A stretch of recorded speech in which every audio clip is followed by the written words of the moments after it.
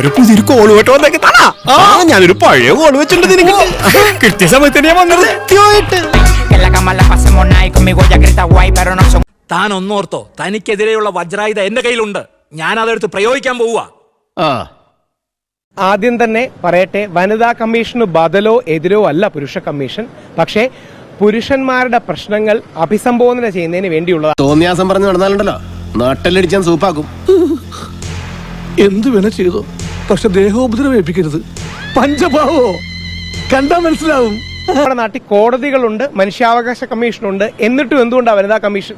ഒരു സ്ത്രീക്ക് കോടതിയിൽ പോകാമല്ലോ, ഒരു സ്ത്രീക്ക് മനുഷ്യാവകാശ കമ്മീഷന് പോകാമല്ലോ.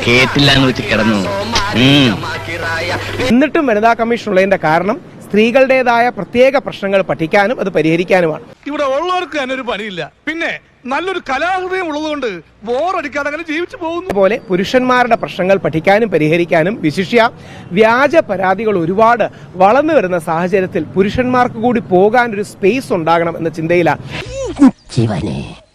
എനിക്ക് വ്യക്തിപരമായ ഒരു കാര്യം കൂടി ഉണ്ട്. ഇപ്പൊ എനിക്കെതിരെ നമ്മുടെ വനിതാ കമ്മീഷനും വിഭജന കമ്മീഷനും ഒക്കെ കേസ് എടുക്കണമെന്ന് പറഞ്ഞു. എനിക്ക് ഏത് കമ്മീഷനിൽ പോകാനുണ്ട്? ഈ പേടിയുടെ ഷോക്കിൽ ഇവൻ എന്തെങ്കിലും സംഭവിച്ചിരുന്നെങ്കിലോ, ചത്തുപോയിരുന്നെങ്കിലോ?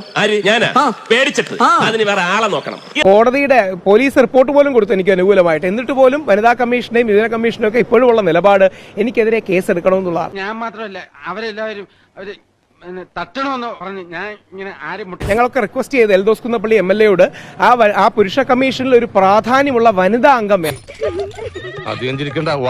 സമയത്ത് ഞാൻ ശരിക്കും തുണിഞ്ഞിരിക്കും.